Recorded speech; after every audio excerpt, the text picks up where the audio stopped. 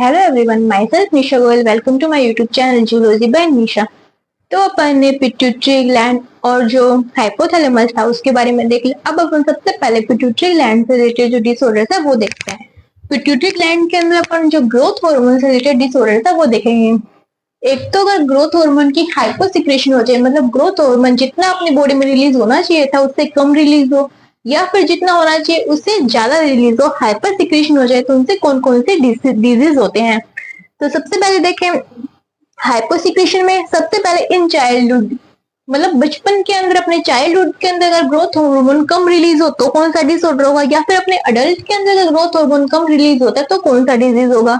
ऐसे ही hyper secretion के अंदर भी अगर चाइल्डहुड के अंदर ग्रोथ हार्मोन कम रिलीज होता है तो कौन सा डिसऑर्डर होगा, और एडल्ट के अंदर अगर ग्रोथ हार्मोन कम रिलीज होता है तो कौन सा डिसऑर्डर होगा। सबसे पहले हाइपोसिक्रेशन के अंदर अपन देखें तो हाइपोसिक्रेशन में अगर चाइल्डहुड के अंदर ग्रोथ हार्मोन कम रिलीज हुआ तो क्या होगा, बच्चा क्या रह जाएगा, उसकी जो हाइट है वो कम बढ़ेगी, उसको अपन क्या बोलेंगे, वो बोना रह जाएगा, उसको अपन क्या बोलते हैं, ड्वार्फिज्म। उसकी क्या होगी, फिजिकल ग्रोथ नहीं हो पाएगी, लेकिन उसकी मेंटल ग्रोथ, सेक्सुअल ग्रोथ क्या होगी, एकदम आसानी से होगी, उस पर कोई इफेक्ट नहीं पड़ता। मतलब जो ग्रोथ हार्मोन किसको इफेक्ट करता है, ओनली फिजिकल ग्रोथ को, मेंटल ग्रोथ और सेक्सुअल ग्रोथ को कोई इफेक्ट नहीं करता है। तो अगर चाइल्डहुड के अंदर ग्रोथ हार्मोन कम रिलीज होता है तो कौन सी डिजीज होगी, ड्वार्फिज्म। ऐसे ही अगर ग्रोथ हार्मोन चाइल्डहुड के अंदर ज्यादा रिलीज हो जाए तो उसकी हाइट क्या हो जाएगी, बहुत ज्यादा बढ़ जाएगी, उसको अपन क्या बोलते हैं, गाइगेंटिज्म। ठीक है। अगर एडल्ट के अंदर ग्रोथ हार्मोन कम रिलीज हो जाए तो क्या होगा, एक्रोमाइक्रिया। अगर एडल्ट के अंदर ग्रोथ हार्मोन ज्यादा रिलीज हो जाए तो उसको अपन क्या बोलते हैं, एक्रोमिगिली। मिगिली मतलब जितना रिलीज होना चाहिए था उससे क्या हुआ, ज्यादा रिलीज हुआ। तो उससे क्या होता है, मतलब एडल्ट के अंदर अपनी हाइट जितनी बढ़नी थी हाइट तो बढ़ गई, अब अपनी हाइट के अंदर कोई इफेक्ट नहीं आता। अपने हाथ और अपने जो चेहरे की जो ये जबड़े होते हैं ना, इसकी जो हाइट है, मतलब इसकी लेंथ बढ़ती है, हाथ लंबे हो जाएगी, अपने जबड़े ऐसे बाहर निकल जाएगा।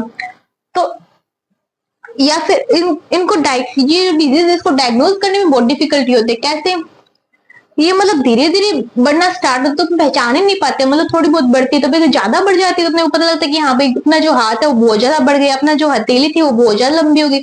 या फिर कई बार कैसा होता है कि अचानक से इसको अपन आसानी से डायग्नोज कर लेते हैं, तो कभी कभी अपना जो एक पैर है वो अचानक से बहुत ज्यादा लंबा हो जाता है, उसके जो पैर का नंबर है वो बहुत ज्यादा बढ़ जाता है, तो उसके थ्रू अपन इसको डायग्नोज कर लेते हैं। इससे अपने चेहरे क्या होगा, चेहरे का एक जबड़ा था ये लंबा हो गया, बहुत ज्यादा इसकी ग्रोथ हो गई, तो इससे क्या होगा, अपने जो चेहरा है वो कैसा लगेगा, बहुत गंदा लगेगा। तो इसलिए अपन क्या बोलते हैं कि सीवियर डिसफिगरमेंट ऑफ फेस, मतलब अपने फेस के अंदर क्या आएगा, डिसफिगरमेंट आ जाएगा।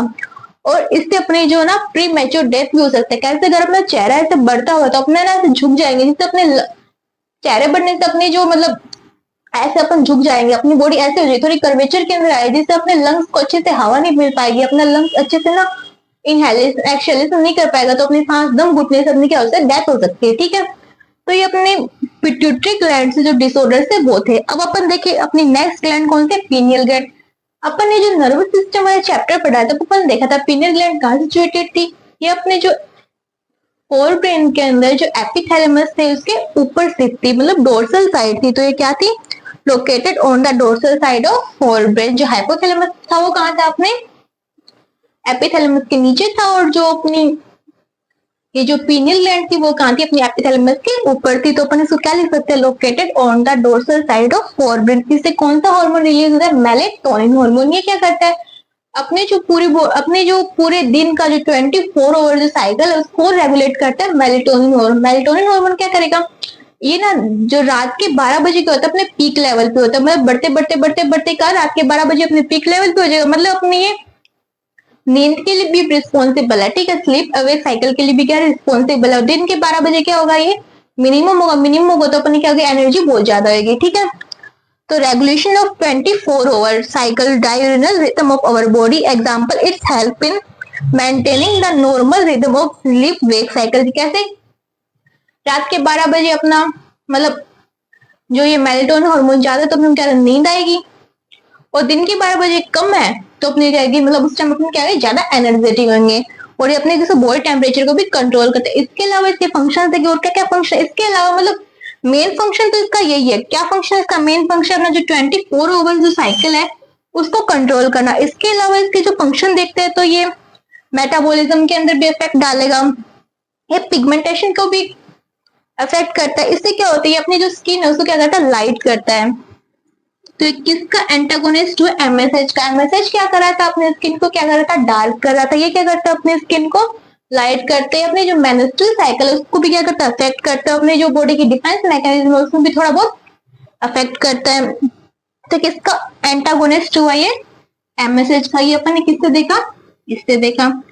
और जो ये क्या करता है, ये ना प्यूबर्टी को डिले करता है। ये जो मेलेटोनिन है वो क्या करेगा, एलएच, एफएसएच और अपना जो प्रोलैक्टिन है उसके सिक्रीशन को क्या करता है, सप्रेस करता है। मतलब जब 8, 9 साल, 10 साल, 11, 12 साल का, तो उस टाइम क्या करता है, प्रोलैक्टिन या फिर एफएसएच, एलएच के सप्रेशन को थोड़ा क्या करता है, सप्रेस करता है, जिससे प्यूबर्टी जल्दी नहीं आती। मतलब ये अपनी जो प्यूबर्टी है उसको क्या करता है, टाइम, मतलब अपनी जो प्यूबर्टी है वो टाइम से आते हैं। कई बार नहीं होता, कई बच्चों के अंदर प्यूबर्टी जल्दी आ जाती है, तो उसके अंदर क्या होता है, मेलेटोनिन हार्मोन कम हो जाता है, उसकी वजह से क्या होता है, प्यूबर्टी उनके अंदर जल्दी आ जाती है। ठीक है, तो ये अपन हुआ पीनियल ग्लैंड। ये अपने पिट्यूटरी ग्लैंड से जो ग्लैंड से रिलेटेड जो डिसऑर्डर थे वो देख लिए अपन ने, पीनियल ग्लैंड देख लिया। अब अपन थायराइड ग्लैंड देखते हैं। ठीक से पहले देखेंगे थायराइड ग्लैंड कहाँ सिचुएटेड होती है। तो ये अपने जो ट्रेकी है उसके दोनों साइड सिचुएटेड है। तो ये अपना जैसे कि अपनी एपिग्लोटिस ग्लोटिस होगी, अपना लैरिंग्स से अपनी जो ट्रेकी है उसके दोनों साइड, बोथ साइड क्या है,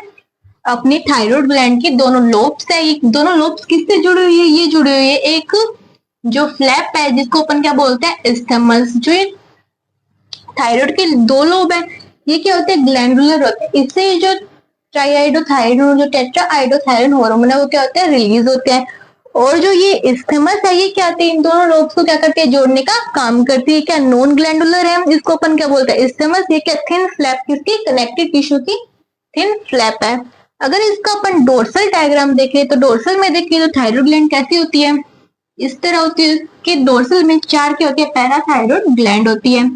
अब अपन थायराइड ग्लैंड का सेक्शन कट करते हैं। तो सेक्शन कट करने पर ये क्या है, अपने थायराइड फॉलिकल है। थायराइड फॉलिकल के अंदर कौन सी एपिथेलियम होता है, सिंपल क्यूबोइडल एपिथेलियम, जिसको अपन क्या बोलते हैं, फॉलिकुलर सेल्स। ये जो सेल्स है वो कौन सा हार्मोन रिलीज करते हैं, T3 और T4। T3 को अपन क्या बोलते हैं, ट्राइआइडोथायरोनिन, और T4 को अपन क्या बोलते हैं, टेट्राआइडोथायरोन। इस हार्मोन के लिए कौन इंपॉर्टेंट, इस हार्मोन के आयोडीन क्या एसेंशियल है या फिर इंपॉर्टेंट है। अब ये फॉलिकल्स के बीच में क्या है, स्ट्रोमा, और स्ट्रोमा के अंदर कौन सी सेल्स होती है, पैराफोलिकुलर सेल। जो पैराफोलिकुलर सेल से कौन सा हार्मोन रिलीज करेगी, ये करेगी थायरोकैल्सिटोनिन। अपन ने हार्मोन की जो केमिकल नेचर देखी, तब अपन ने देखा था कि जो थायराइड हार्मोन है उसकी केमिकल नेचर अलग है, और जो प्रोटीन मतलब जो पैराफोलिकुलर सेल से जो थायरोकैल्सिटोनिन हार्मोन जो रिलीज हो रहा है उसकी जो केमिकल नेचर अलग है। ठीक है, तो इससे कौन सा हार्मोन रिलीज होता है, थायरोकैल्सिटोन। ये क्या करता है, जो थायरोकैल्सिटोन है अपने ब्लड में क्या करेगा, कैल्शियम के लेवल को कम करता है। इसलिए अपन इसको क्या करते हैं, हाइपोकैल्सेमिक हार्मोन। ये ब्लड में कैल्शियम के लेवल को कम कैसे करेगा, ये ब्लड मतलब किडनी ब्लड में कैल्शियम के लेवल को कम कैसे करता है, ये अपने भोजन के मतलब अपने फूड के साथ जो भी कैल्शियम आ रहा है उसको क्या करेगा, उससे मतलब कैल्शियम की रीएब्जॉर्प्शन को क्या कर देगा, कम कर देगा। जो किडनी है वो भी क्या करेगी, कैल्शियम को कम रीएब्जॉर्ब करेगी, और यूरिन से क्या करेगा, कैल्शियम को ये ज्यादा बाहर निकालेगा, जिससे अपने ब्लड के अंदर क्या होगा, कैल्शियम का लेवल कम हो जाएगा। अब अपने जो पैराथायरॉइड ग्लैंड है ये क्या करती है, पैराथायरॉइड हार्मोन रिलीज करेगी। ये क्या करेगी, ब्लड में कैल्शियम के लेवल को बढ़ाएगी। तो ये थायरोकैल्सिटोनिन और जो पैराथायरॉइड हार्मोन जो ये करता है, ब्लड में कैल्शियम के लेवल को मेंटेन करता है। ये ब्लड में कैल्शियम के लेवल को कम करता है, और ये ब्लड में कैल्शियम के लेवल को क्या करता है, बढ़ाता है।